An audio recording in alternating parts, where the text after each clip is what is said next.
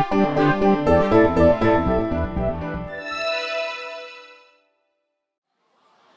evening.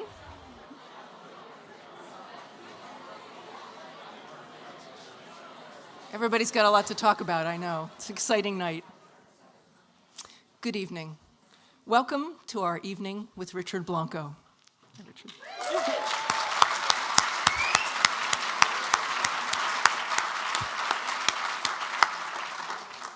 I'm Margaret McFadden, and I'm the Provost and Dean of Faculty, and it's my great honor to introduce this visionary artist who will share his work with us tonight. But before I turn to that pleasant task, I want to pause to thank the Colby Museum of Art and the London Institute for American Art for making Richard Blanco's semester-long residency at Colby possible. Although the Institute's only been formally part of the college for a very short time, it's already had a tremendous impact on our curriculum and our community, creating opportunities for world-changing artists and scholars to come to Colby to work with our students, with our faculty, with our staff, and with members of our larger community. We are so grateful to Peter and Paula Lunder for having the vision to establish the Institute and for making these incredible opportunities possible.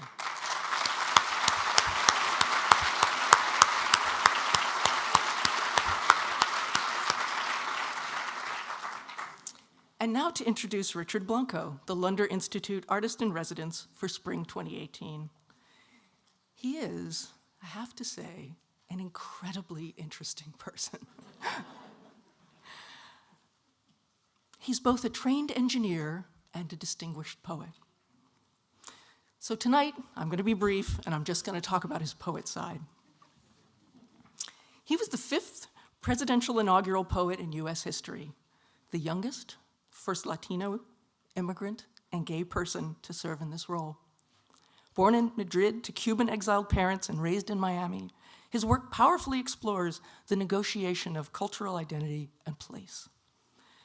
He's the author of the memoirs, The Prince of Los Cocuyos, A Miami Childhood, and For All of Us, One Today, An Inaugural Poet's Journey. Of the poetry chapbooks, Matters of the Sea, One Today, and Boston Strong. Of the poetry collections, Looking for the Gulf Motel, Directions to the Beach of the Dead, and City of 100 Fires. Of a children's book of his inaugural poem, One Today, illustrated by Dov Pilkey. And of Boundaries, a collaboration with photographer Jacob Hessler. With Ruth Behar, he is the co-creator of the blog Bridges to and from Cuba, Lifting the Emotional Embargo, which provides a cultural and artistic platform for sharing the real lives and complex emotional histories of thousands of Cubans across the globe. Blanco's many honors include the Agnes Sterrett Poetry Prize from the University of Pittsburgh Press, the Beyond Margins Literary Award from the PEN American Center, the Patterson Poetry Prize, a Lambda Literary Award, and 2 Maine Literary Awards. The Academy of American Poets named him its first education ambassador in 2015. He's been a Woodrow Wilson Visiting Fellow and received honorary doctorates from Macalester College, Colby College, and you, thank you, and the University of Rhode Island. Come on, people.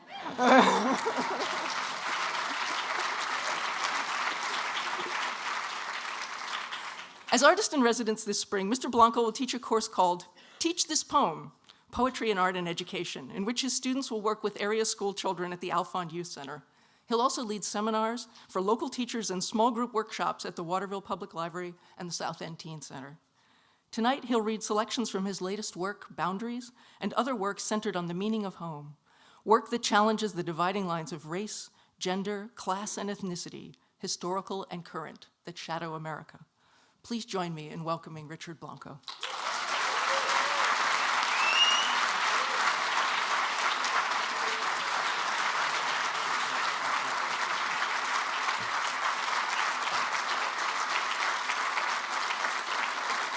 Thank you.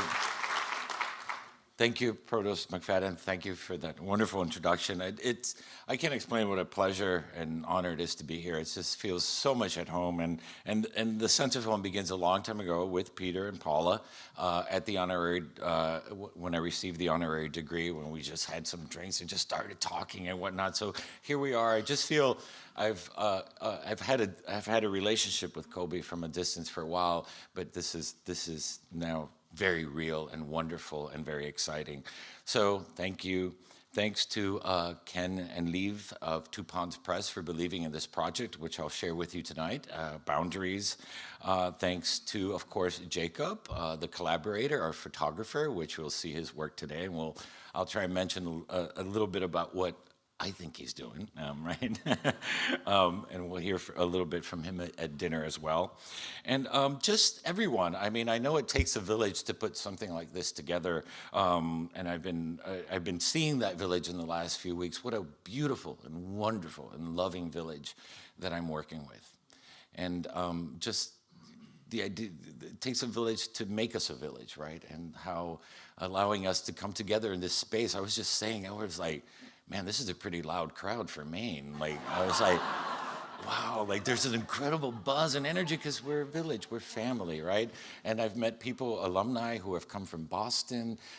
There's something beautiful and special about that sort of, that goes even beyond a kind of education that you can't always put a rubric around. So I'm proud to be here, and I thank you for allowing me into that village, and for this moment that we're going to share as that proverbial village gathered around that proverbial campfire to tell stories, to see who we are and where we are in this world.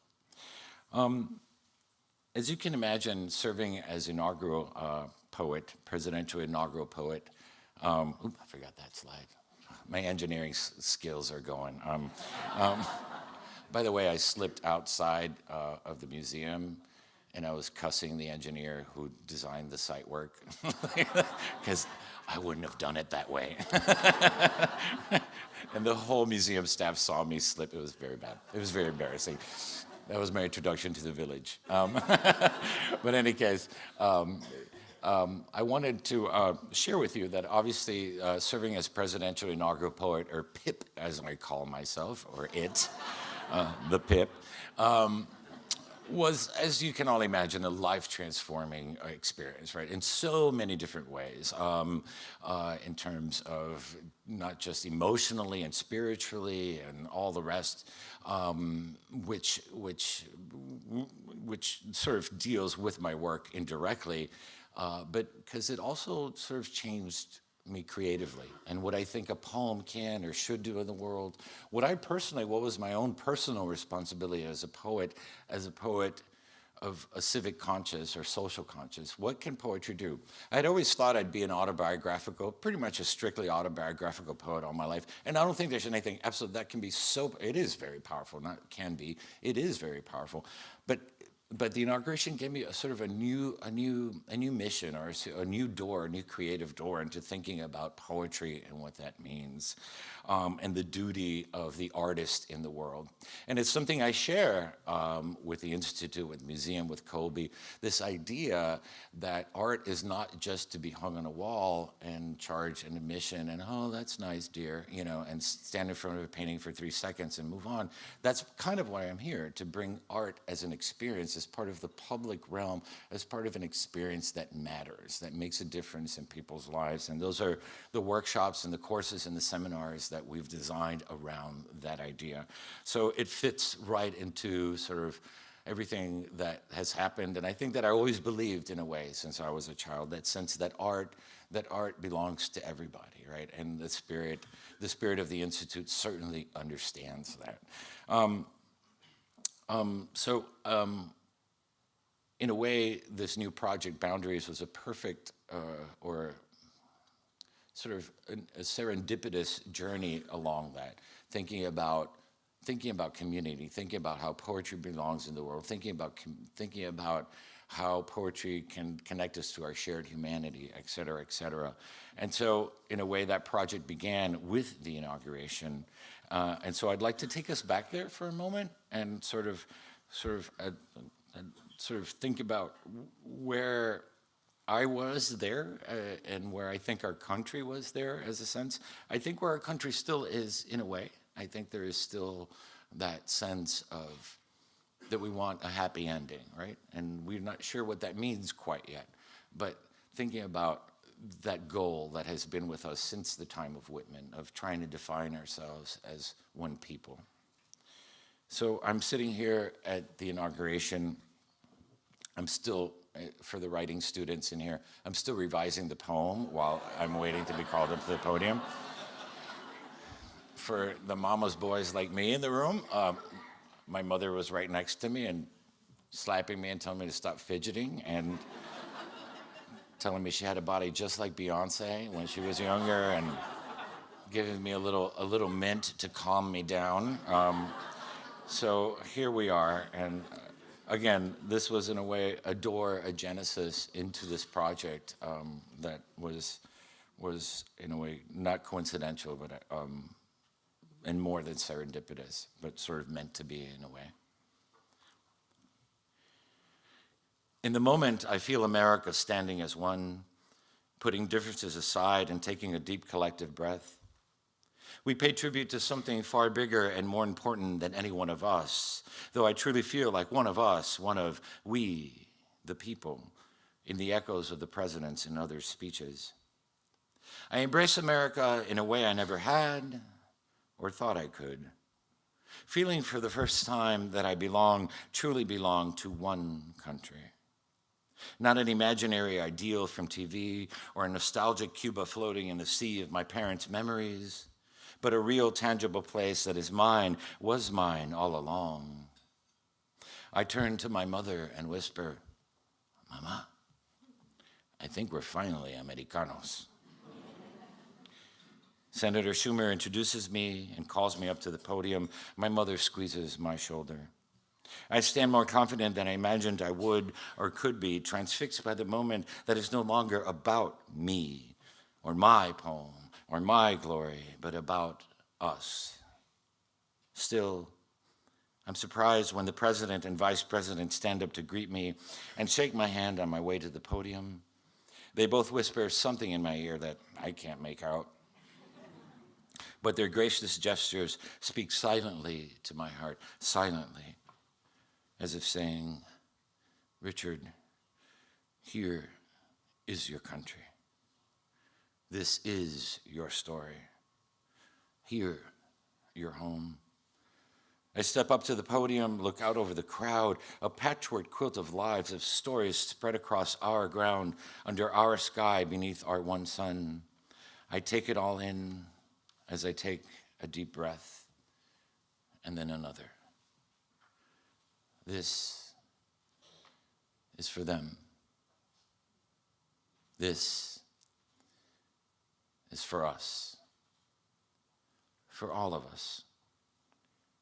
I think to myself and begin speaking into our wind.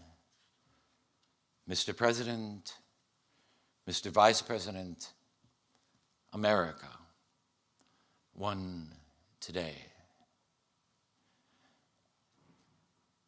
One sun rose on us today, kindled over our shores, peeking over the Smokies, greeting the faces of the Great Lakes, spreading a simple truth across the Great Plains, then charging over the Rockies.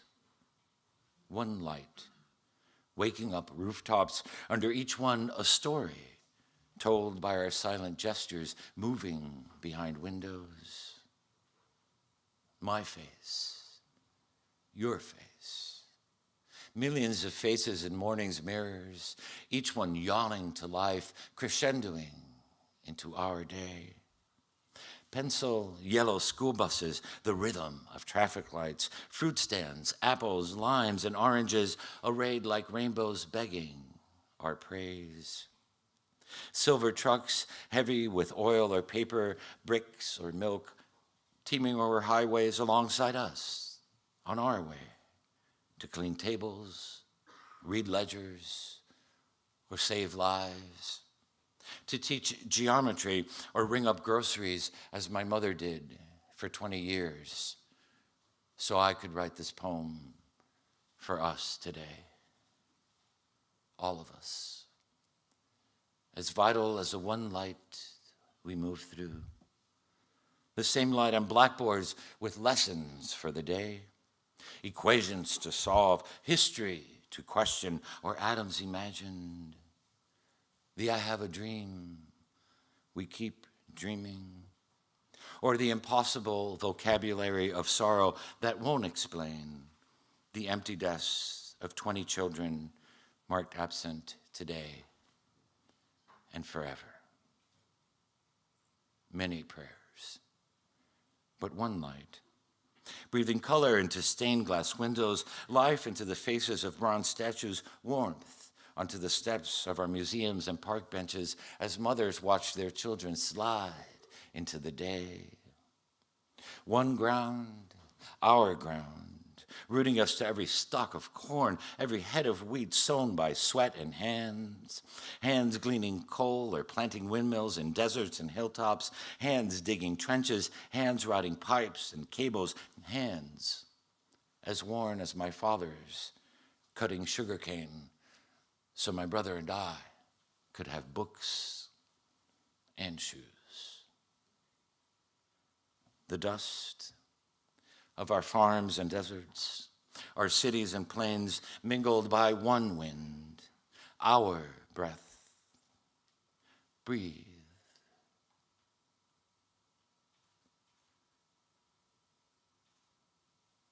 Hear it through the day's gorgeous din of honking cabs, buses launching down avenues, the symphony of footsteps, guitars, and screeching subways, the unexpected songbird on your clothesline.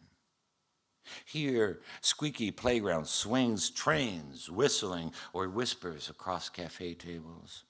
Hear the doors we opened for each other all day, saying hello, shalom, buongiorno, howdy, namaste, or buenos dias, in the language my mother taught me, in every language, spoken into one wind, carrying our lives without prejudice as these words break from my lips. One sky, since the Appalachians and Sierras claimed their majesty and the Mississippi and Colorado worked their way to the sea. Thank the work of our hands, weaving steel into bridges, finishing one more report for the boss on time, stitching another wound or uniform, the first brushstroke on a portrait, or the last floor on the Freedom Tower, jutting into a sky that yields to our resilience, one sky toward which we sometimes lift our eyes, tired from work, some days guessing at the weather of our lives, some days giving a thanks for a love that loves you back. Sometimes praising a mother who knew how to give, or forgiving a father who couldn't give what you wanted. Still, we head home. Home through the gloss of rain or the weight of snow or the plum blush of dusk, but always, always home. Always under one sky, our sky, and always one moon. Like a silent drum tapping on every rooftop and every window of one country, all of us facing the stars and hope, a new constellation, still waiting for us to map it, still waiting for us to name it together. Thank you.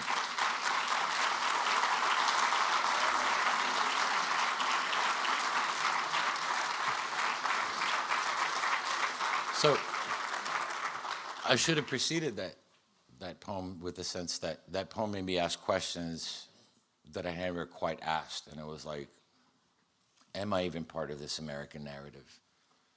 Do I belong to this country as a working class, Cuban, little chubby gay kid from a suburb of Miami. Is that part of the American era? Do I even love this country enough to write the poem? And realizing that, yes, in a way, that has always been a grand part of stories like mine, stories like the millions of people like that who have not always been acknowledged, but that moment I had the honor of doing that. And so the reality being that, in a way, I wanted us all to come home in that poem. And we need to come home, right?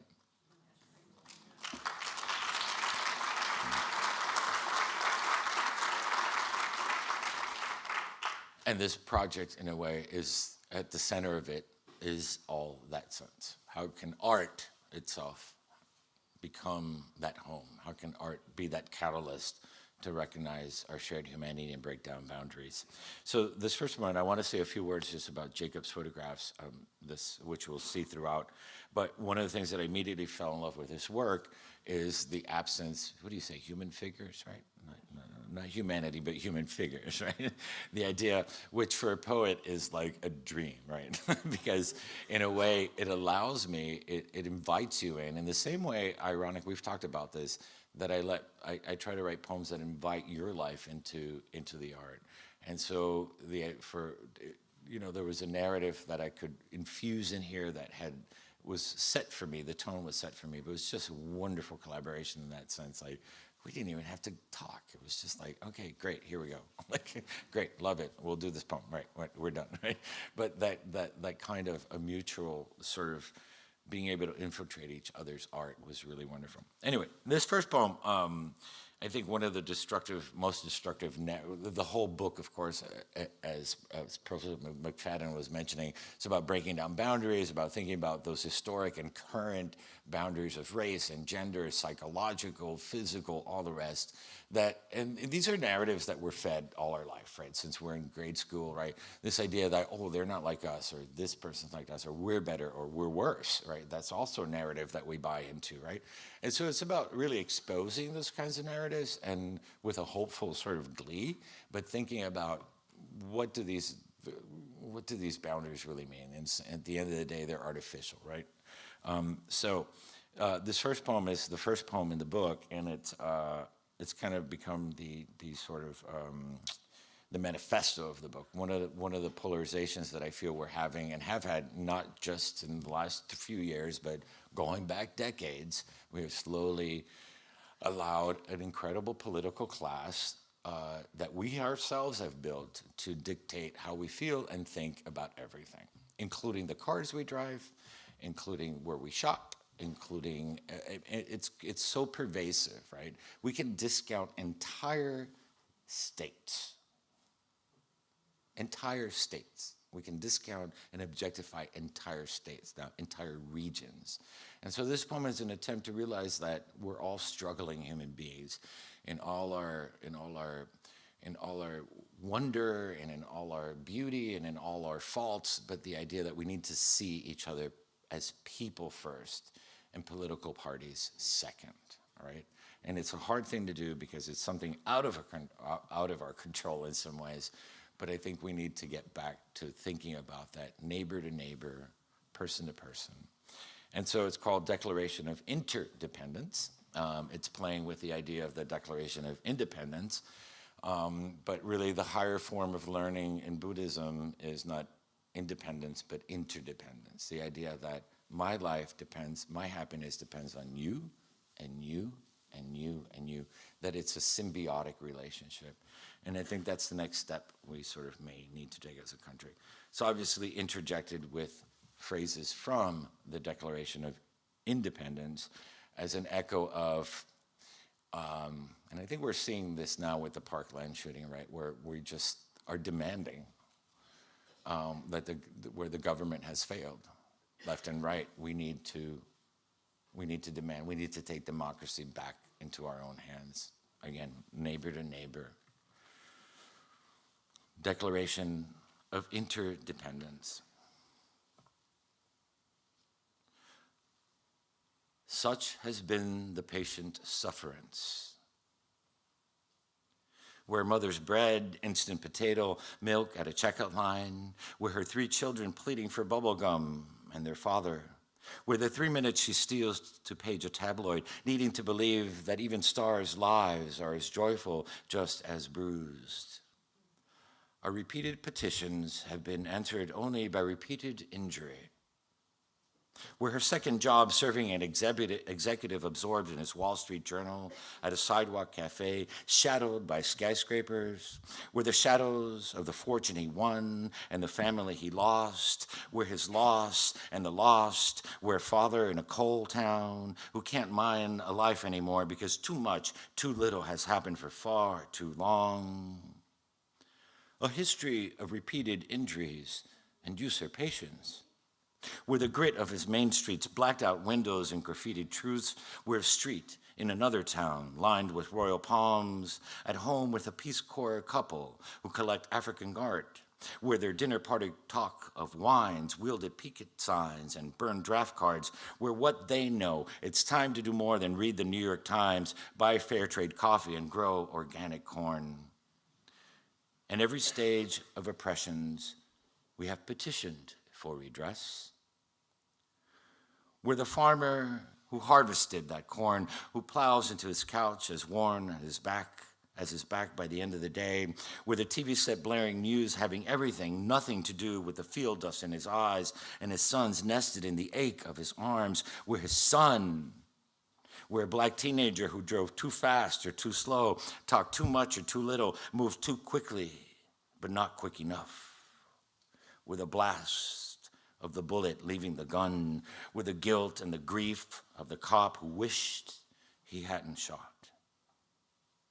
We mutually pledge to each other our lives, our fortunes, and our sacred honor. We're the dead, we're the living. Amid the flicker of vigil candlelight, we're in a dim cell with an inmate reading Dostoevsky, where his crime, his sentence, his amends, we're the mending of ourselves and others. We're a Buddhist alongside a stockbroker serving soup at a shelter. We're each other's shelter and hope. A widow's 50 cents in a collection plate and a golfer's 10,000 pledge for the cure. We hold these truths to be self-evident. We hold these truths to be self-evident. We're the cure for the hatred caused by our despair. We're the good morning of a bus driver who remembers our name, the tattooed man who gives up his seat on the subway, where every door held open with a smile when we look into each other's eyes, the way we behold the moon. We're the moon. We're the promise of one people, one breath, declaring to one another, I see you. I need you. I am you.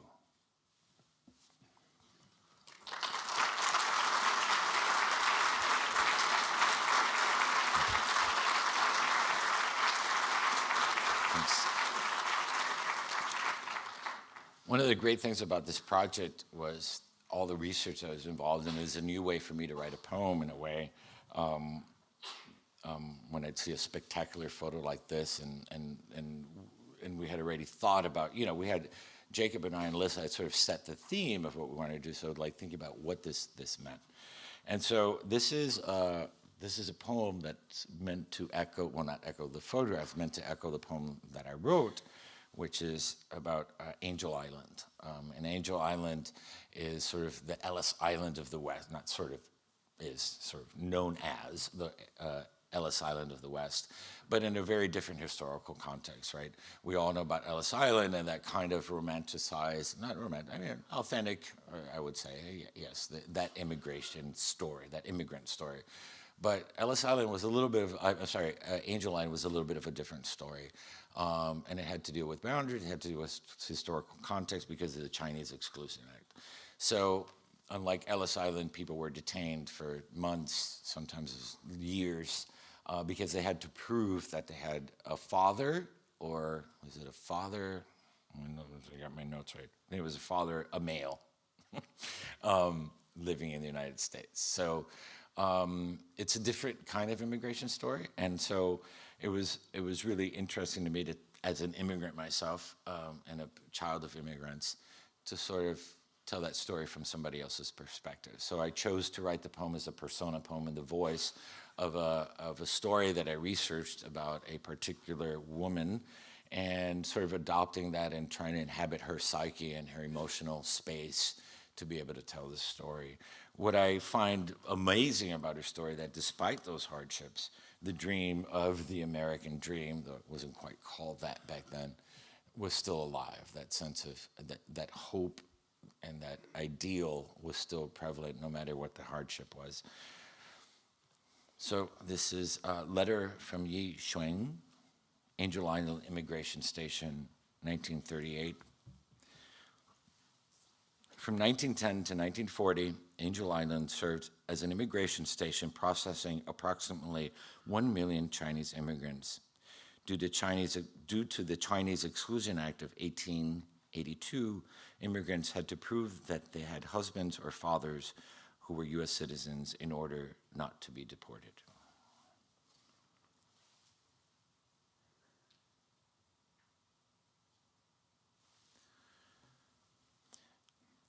Beautiful and respected father, when I saw you last, rain blessed the ground orchids. All of Chenglu crowded your good face with goodbyes. You took the long road to Hoiping, to the sea, to America. I was young as the kapok blooms, but did not cry for you gone. Remember? I cried joy for the dream you sought for you, and for me to know someday too. Twice in age and height now, hair braided no more, I crossed the seas you crossed. I am here, so near you, Father, on this island called Angel, but with no wings to fly me across the bay between us, with no bridge to your city, like the glowing bridge I sometimes see when the fog clears. And I imagine you, clinging to streetcars, tending the soiled clothes of strangers, thinking of Ma, dying without you. But the fog returns. Everything disappears, even hope. How to say this, Father?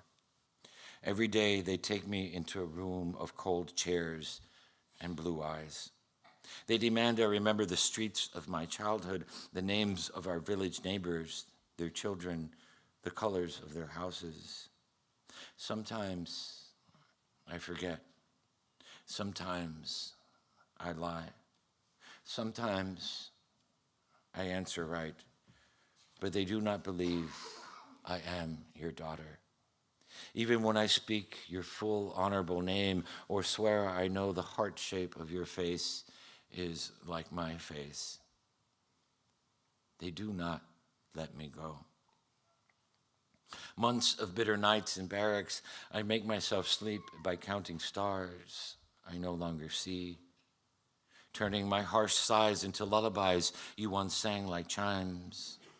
I try not to think of the pigeons trapped and eaten by the men, or the old woman whose name I knew when she hanged herself from her bedsheets in the hall. I shy from the poems on the walls, carved by some who cursed this place, this land, and its people. I may understand why, but those words never are mine. Nothing can stop our sun, our moon, our tides and seasons, nor would I have dreamed in you and you in me. Our life true against hardship, more now as I wish to be where you are as you are. But soon I will have my wings. The fog will forever clear, your gracious gaze will bless me, your hand to hold mine, brush my face like a feather. I will hear your voice call to me, to my destiny, by the beautiful name you gave me, meaning joy, meaning harmony.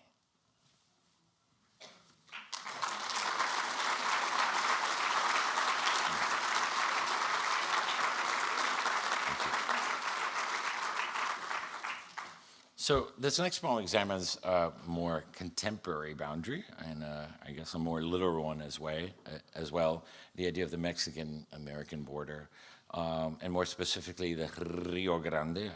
I can do the R's from that part of the border. This poem, I think this poem I wanted it to speak about the absurdity of national borders, and this really absurd and stupid idea that if you cross one, especially in that region of our country, if we had a border, it would be about 800 miles wide. This idea that you cross a line and suddenly you're in a different place, when this region has shared hundreds of years of history, of culture, of family, all the rest. And sort of, again, one of the things we wanted to sort of identify is in the ways that narrative are used to control, right? And to make stories, to use a cliche, divide and conquer, right? Oh, now you're in the United States. Oh, now you're in Mexico. Seriously? Like, this is a region that defies boundary in a way, and yet it's the most contested sort of, or talked about boundary in some absurd way. And to do this, I also chose a persona poem to speak, let the river speak, let nature speak, to understand to let us objectively sort of think about the absurdity of that, right? And it's really interesting, when I moved to Maine, I really did, I live in a border state. Everybody's like, where are you, Texas? I'm like, no, I'm in Maine. They're like, look at me like. But even in Maine, we sense that, don't we? Like, we are a border state, and there is no oh, now you're in Canada. We were Canada, and you see the space in between the two countries where there's even in Vermont, all of northern Vermont, where the signs start turning into French, and it's really interesting, this idea of this as if life were that neat in any regard, right? As if there were borders to anything that were in that regard. So anyway, this poem sort of is working that, and it's sort of the river sort of giving it to us, to humanity, right? Saying really? Complaint of the Rio Grande.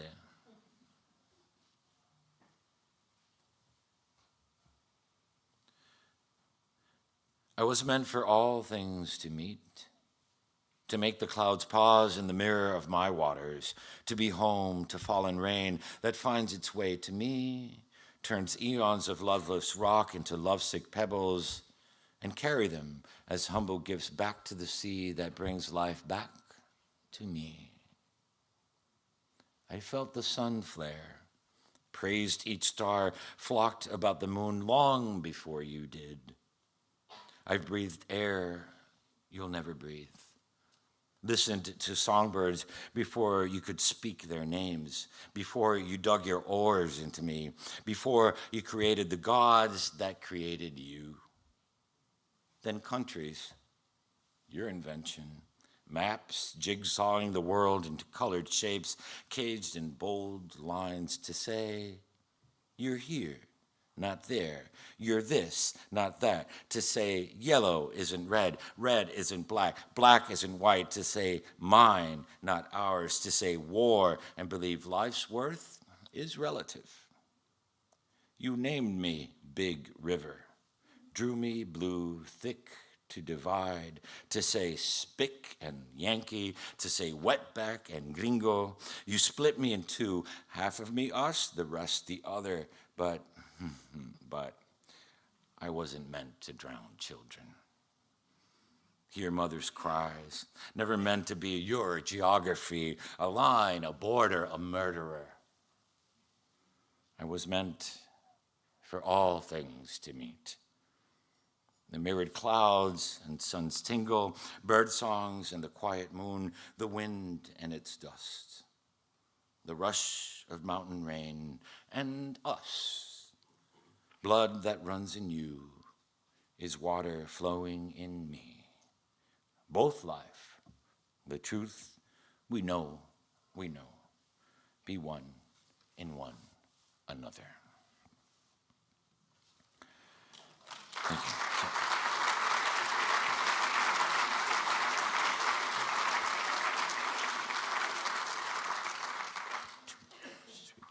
So this was an interesting experience. Jacob's laughing. It's like, I like love this photo, but like I was like, I don't know what to do with this. I was like, can't do it. It's too obvious. What I want to write is too obvious. And it became very obvious, but then I had to be experimental. But anyway, one of the boundaries that we don't think about in the book thinks about is also psychological, those non-physical, non-tangible. And one is, of course, sexuality, gender roles, all that rest. Those neat little boundaries that we're all put into, from the moment we're born, right? And so this is a very different poem for me, and it's not it's as experimental as I get, but it's also one of the most personal poems because as a gay man, gay child myself, and being forced to sort of adopt a gender role or gender identity, was always and still is today sort of a conflict. And so I'm thinking about all that in this, even though it's written in third person. There's a lot of autobiography in here in a way. And so the tension which just rung in me, of course, as you'll see here, is that space, that focal point, that space right in between those two doors, right? We have two choices apparently in life. As if. I just saw Clueless, the movie, like, it was just great. As if. Okay, only this crowd will get that, right? The students are going, what? All right, I don't mean to, but this is, maybe because this is so personal, I'm trying to get away from that. This takes a lot out of my mind. Between another door. The door, between playing dress-up, parading in his mother's pleated skirt, marvelous as a clip-on ruby earrings, or noosed in his father's necktie, cuffed by his wristwatch ticking with his pulse. The door, between playing house with his cousin's Barbie dolls or careening his toy trucks through backyard mark. The door, between the coloring book prince he was supposed to be and made to color in blue, or the princess dress he dreamed of wearing colored in pink. The door, between the Wonder Woman lunchbox he pleaded for at Kmart, or the Superman backpack his grandmother chose for him. The door, between his face slapped for putting on a plastic tiara at Craft World, or praised by his grandfather for wielding his plastic sword. The door, between cowboys shooting Indians with his brother's cap gun, or sipping make-believe tea with his cat Furby. The door, between what he could grow up to be, a doctor or a nurse, a fireman or a secretary, an astronaut or a housewife, but never both. The door, between hula hooping with the girls at recess or dodging the boys who'd trip him, shove him, bruise him. The door, between the razzle-dazzle of pom-poms he longed to shake, or the boredom of football games he couldn't follow. The door, between the soft wrists of the first girl he held hands with, or the stubble of the first man he kissed.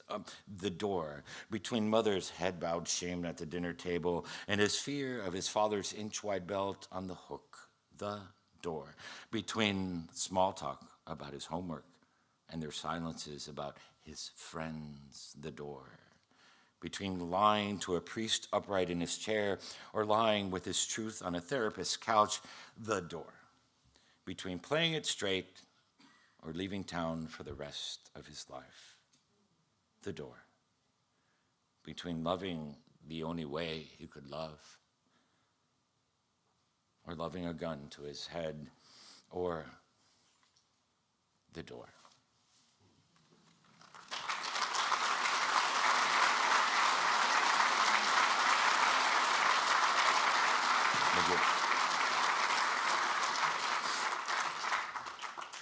So this photo of Jacob's is a present-day photo of the last recorded, I hate when people do that, but we can't get away from that, recorded lynching in the United States, which when Jacob and Alyssa translated that information to me, I was like, are you sure that's right? 1981. So there's a lot of layers to this poem. That it was the first poem I chose to write, which kicked my butt And I was like, oh my God, if this were in for this caliber, it's going to really be, I mean, in a good way. I can't remember. It was like really, really made me dig in different places that I hadn't thought about before. But there's a lot of layers to this. First of all, just surprised by the idea of 1981, right? We had elected, obviously, an African-American president, and I think in some ways we thought we had not quite solved everything, but had crossed some kind of threshold in our country in terms of race relations. And historians and anthropologists and all this fundamentally, and I think, have commented in one way or another that until we resolve the race issue in this country, we're not going to get anything done. It's something that still sort of plagues everything that we need to move forward on. And so to think in 1981, which wasn't that long ago from Barack Obama's election, but it made me start thinking about the ways. And I mentioned President Obama in the sense that there was sort of a false sense of safety, or the idea that we had crossed a boundary. And reality is that racism rears its ugly head. It was still always been there, right? And it's still there, right? But more than that, what was personal to me was that I realized that I have my own smudges of prejudice and my own smudges. I wouldn't say racism, that's maybe too big of a word, but that racism and prejudice are learned, and that in some ways, if we need to address that, because in the way that you can look at this photo and think that nothing happened there, we can kind of do that. We can kind of just pretend that doesn't exist, and depending where you live, or we can let the snide remark from the person at the diner slide. We can condone racism, we can condone prejudice by our silence. And just thinking back against my childhood also, my parents who were good people and salt of the earth and all the rest, but they're another generation. The little comment about when a black person will walk into a room, or, this or that, and I realized that I was imprinted and I hadn't recognized it. And if you don't recognize it, it's still in you, but recognizing it sort of truly liberates you from that. So this poem deals with those layers of the invisibility of racism in America that keeps on sort of, I don't want to pass it, but that it comes up again and again, and it's like this thing that's there, we don't see it, we don't always see it, but it's there, and we're still needing to deal with it, and needing to face it, plain and simple. This poem takes a lot out of me.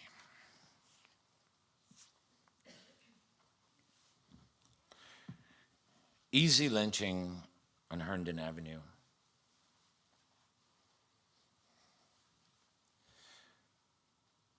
What I'd rather not see isn't here. No rope, no black body under a white moon swaying limp from a tree, no bloody drops of dew on the 21st of March, 1981. That's in another photo, like a dozen other photos I've gaped at, not wanting to turn away from the snap necks of the hanged and the mob's smug smirks, asking myself, how could they? Why? Questions not here, not in this photo, a crisp and tranquil snapshot, murder washed away by time, history left uncaptured. What's left now is easier on our eyes, only pale morning light seeping blue into the sky, a backdrop to the necks of tree boughs bowing like swans, innocent of any crime on Herndon Avenue, pictured like any other street, clean sidewalks, no blood, utility poles strung with wires, no rope, a few pavement cracks, but no broken bone body. Easier to imagine only this. Groomed children waiting for the bus, grinding to a halt that March morning, the 21st, 1981.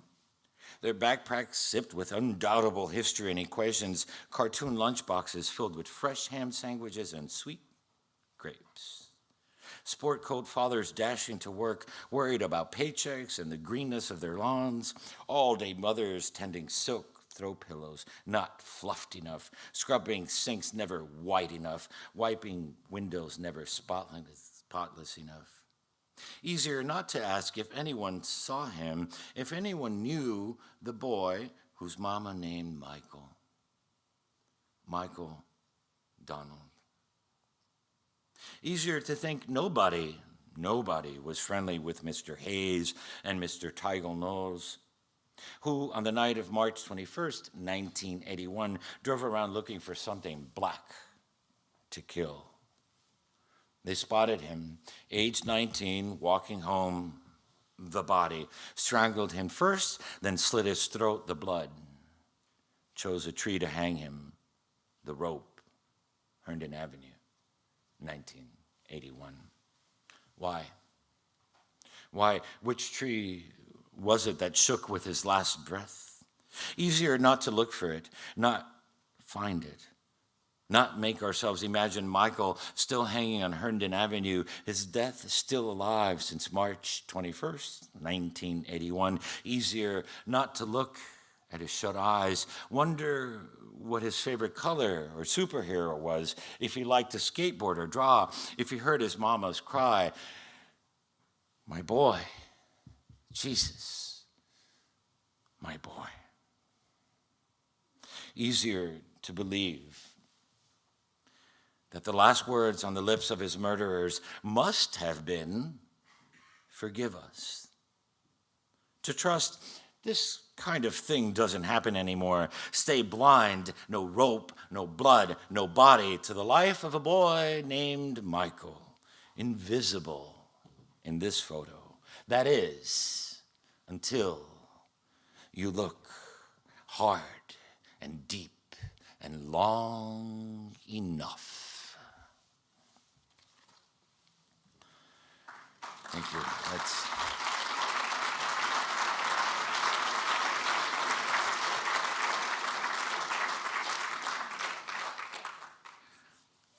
That one you really want to clap to, but it's insane. This is want to echo that just a little bit more. This will be my last poem, but I think part of what that poem is trying to do is to sort of to not be lulled into false sense of security, right? That there's still a lot of work to do with race relations, and that depending where we live and what we do and where we are, that we can sort of think that everything's okay, right? And it's in a way a call to action, and also again recognizing how we ourselves, as liberal as we can be, as liberal as I am, that there was still this sense of a certain learned sort of prejudice that we really need to wash out once and for all. So this is a beautiful photo. So, is it cloud? What is it? Sea smoke, sea steam? So somewhere I never knew, but so we live in a place that's so damn cold, like we see clouds forming off the ocean. Right? It's minus 20. I guess the clouds are going to come up today. So it's off the coast of Camden, right? Off the coast of Camden, and so this is, in a way, clouds almost being born, right? So this last poem closes the book and takes this beautiful painting, because it looks like a painting, this beautiful photo as inspiration. And thinking about clouds as a figuratively or as a figurative sort of model or metaphor to existence, right? To how we can live our lives. And it's more complicated because I think what we wanted to do with this book was not like, oh, let's just all get along and hold hands and walk into the sunset or into the clouds. But the idea that life is complicated, and it's about actually acknowledging, and it is about fighting, and it is about sort of arguing and connecting, but it's like clouds that are like constantly different, moving and changing all the time. They're like, there's storms and there's, snow, right? There's also, but it's always the sky, right? It's always clouds. And what is the secret to our humanity, or how we can live in the sense of that nature is in some ways always different, acknowledges its own sort of differences, but is still that thing, right? You look at the sky, no matter what's happening, it's still the sky, it's still the clouds, right? So adopting that in all its complexity and thinking about perhaps something to aim for in a way, in the way that poetry can make us think. So with that, I'll thank you, and I guess I don't know what's next, but we're going somewhere, more drinks. I don't know. Well, I didn't want to leave you with that poem. I'll leave you on a positive note.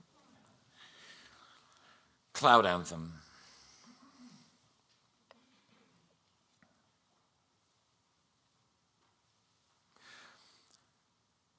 Until we're like clouds that break like bread, but mend like bones. Until we weave each other like silk sheets shrouding mountains, or bear gales that shear us. Until we soften our hard edges, free to become any shape imaginable, a rose or an angel crafted like paper mache by breezes, or a lion or a dragon like marble chiseled by gusts, until we scatter ourselves, pebbles of gray puffs, but then band together like a string of pearls, until we learn to listen to each other, whether thunderous as opera or a showered lullaby. Until we truly treasure the sunset, lavish it in mauve, rust, and rose. Until we have the courage to vanish like sails into the horizon, or be at peace anchored still. Until we move without measure, whether vast as countries or as petite as islands, floating in the abyss of a virtual blue we all belong to. Until we dance tango with the moon and comfort the jealous stars falling. Until we care enough for the earth to bless it as morning fog. Until we realize we are as muddy as puddles, as pristine as lakes, not yet clouds. Until we remember we're born from rivers and from dewdrops. Until we're at ease to rendezvous as wispy showers, not always needing to clash as godly yells of thunder. Until we know lightning roots are not our right to the ground. Though we collude into storms that ravage, we can also sprinkle ourselves like memories. Until we tame the riot of our tornadoes, settle down soft into a cozy drizzle to kindle daydreams. Though we curse with hail, we can also absolve with snowflakes. We can fight, kill.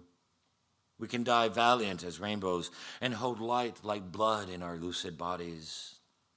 We can decide to move boundlessly without a creed, no desire, until we're clouds, meshed in clouds, sharing a kingdom with no king, a city with no walls, a country with no name, a nation without borders or claim, until we abide as one, together in one single, undivided sky. Thank you, everyone.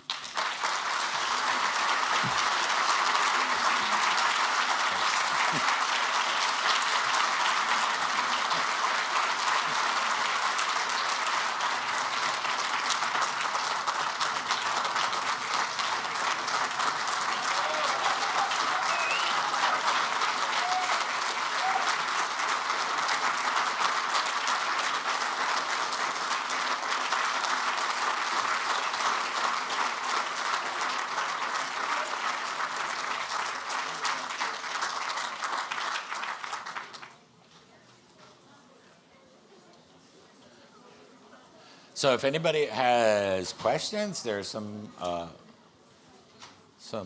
docents there, students with microphones, and I'd be glad to. It's always the icebreaker question.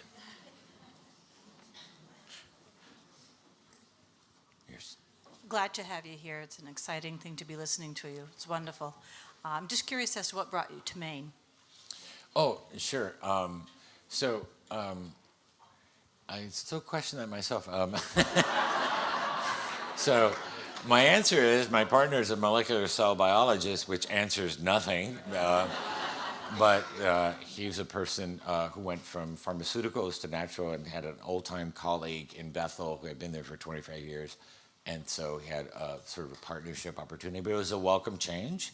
Ironically, my partner and I have always wanted, we both were about to apply to graduate school in Bangor, because Maine has that thing, it's like, doesn't everybody say, I've always wanted to go to Maine? It's like, so we had that. But also I was living in Miami, and I grew up in Miami, and so it was a welcome to experience a new kind of life.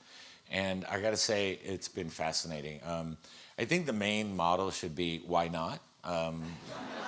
Because everybody's story seems to be like something overcomes you, and you're just sitting somewhere, and you're like, I could do this. Like, why not? Like, what's left? And so I really admire Maine. Yeah, it's like, and for me, actually, what's kept me here, which is probably a more important question for me, is community. So living in Bethel, I told my mom, I feel more like I'm in Cuba, in Maine, than in Miami. In that sense, because of community. That sense of, and again, with all the gossip and the backstabbing and all the rest that we all know. And the inaugural poem, believe it or not, is inspired by in part inspired by my upbringing in community, and also Maine, which rekindled that sense of community. The idea that we're all interconnected, that everything that we do in our own part is part of a larger whole. And so whether it's bricks, it's like silver trucks carrying milks or bricks, paper or milk, paper, it's the logging trucks. But the idea that I relearned in Bethel, that the idea of respecting, the idea of village that I began with, it was rekindled in me. And so that's what also keeps me here, which is probably a great surprise, because I didn't know that until I got here. So.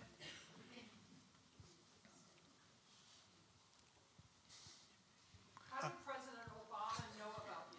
Oh, where's that coming from? Oh, there. Well, she's loud. You must be a teacher, no? Yeah. Right. So there's two versions of that. I'm his third cousin. The truth is that I have never met the president. Most other inaugural poets have had a casual or mild, not even relationship with the president. Like Jackie always loved Robert Frost, and so I think they had met before. But it was totally out of the blue. So in conversations with him henceforth, because I really didn't know till like 2 months after the inauguration, I actually got a chance to sit down with him. I think part of the connection was that if you look at President Obama's biography and life story, it's pretty complex, and in a way, it's a very 21st or late 21st century American, right? I can imagine him. I haven't shared some of my more autobiographical work, but the question fundamentally for me in my work is, what is home? Which is kind of what I'm still asking, just on a larger scale. But think about his place growing up in Hawaii, then add a layer of race, and then his parents in Kansas City, in Kansas. So he's the quintessential mix of what a new American identity looks like, but also being probably growing up excluded from that, feeling he was excluded from that narrative. And I grew up that way. And so we've talked about sort of this idea of like how you grow up feeling you're not part of this narrative, yet you belong to this country, but you don't, and what does that mean? And that's a really big imprint. So I think that was ultimately the connection, but I don't know the details. They still don't. I have my romantic version of he and, him sitting in the Oval Office, like immersed in my poems and canceling his meetings with Putin, which I'm sure he would love to do at any given moment. And then, or him, I always imagine them like Ricky and Lucy in twin beds, because it's kind of like your parents. You don't want to imagine them like, and he's wearing striped pajamas and they're reading love poems to each other about my poems, and they're like, so I've kind of almost asked him, but I was like, I'd rather not.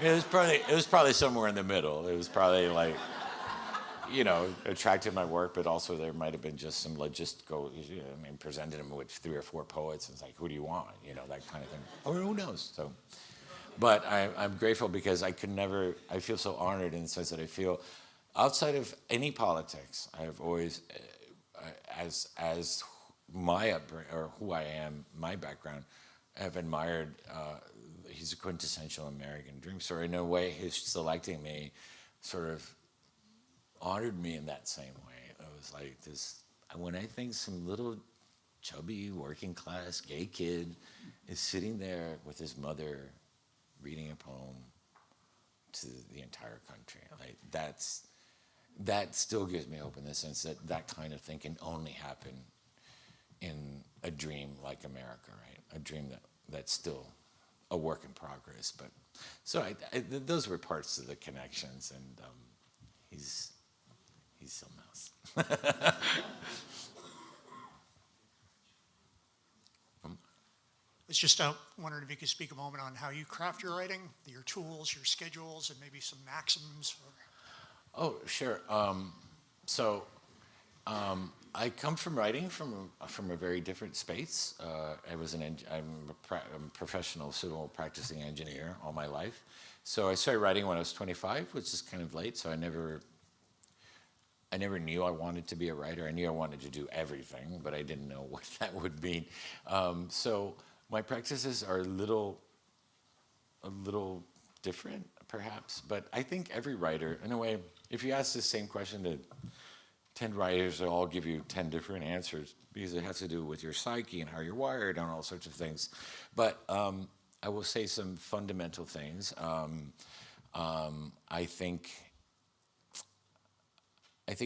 I write in a sense to discover something beautiful about the world. I write to learn something about myself that I can share with others. There's that constant, writing is an investigation of one's life. And that's what keeps me going, an investigation of the world. You're like, again, it's people, memories, everything that is the human condition. So that keeps me writing, but I don't quite have a formula other than I'm a night writer, a night owl, and I write in spurts, so I'm a fermenter. I just finished the new book, three quarters of it, that I didn't even know I was writing in a way. But there comes a time and then I stop and I'm like, okay, now I'm gonna write. Well, in a way that was the project with Boundaries, like I'm gonna write, and it's like a poem a week, it's like boom, boom, boom, just go. But I'd like to hold things in my mind for a while. And that works for me, but it might not work for another writer. There are a few adages that I live by. One, that poetry is about finding the extraordinary in the seemingly ordinary. That's one important thing I live by. I don't know if I stole that from somebody, probably did. I did steal this one from Anais Nin, who was partly Cuban. That writers taste life twice. So I think the act of writing is to slow down life and go back to those things that are imprinting us, and that we don't know they're imprinting us, but the writer, the artist, takes the time to slow that life down, and also to give it as a gift to the viewer, the listener. I think that's the same with artists in general. Where you're looking at a piece here in the walls of the museum, it's the idea to make you pause and think about, here's what you missed, here's what you thought you missed. It was there, but I'm going to remind you that it's there, right? So that's one thing I live by. I also think that writing is a mirror, that we write, that the art is, whether it's a painting or whether it's a play or whether it's a piece of music, that it's a mirror. It's a mirror in which I'm trying to find myself, because I come to these poems, I have to make a discovery. I'm not sure, I'm not just going to regurgitate history and things that are known to me or generally known, but trying to find what is that thing that I don't know about my life and this world. And then, but it's also the reader standing right beside me and looking into that mirror, and these lives blur. And in that magic, where we have a relationship between two objective experiences that become an objective truth. And that's what I try to shoot for. The greatest compliment anybody can give me in one of my poems, Screw the New York Times, is when someone comes up to me after a reading and says, that poem reminded me of when my mother, that's a poem to me. And yes, not that I don't want to be written up in the New York Times, in case anybody from the New York Times is here. But that idea that we see each other in the mirror, and the intersection between the poem, the poet, and the reader is the dynamic. And that's kind of what we're trying to do with our workshops and our courses here as resident artists, is what is that intersection, right? What is the intersection between a person's life, the artist's life and their intent, and then the actual work, right? And there's a dynamic there that's in the center of all that. That's where art exists and lives and breathes most powerfully, I think. I think that's it, because Jordia is saying something. Thank you. Thank you.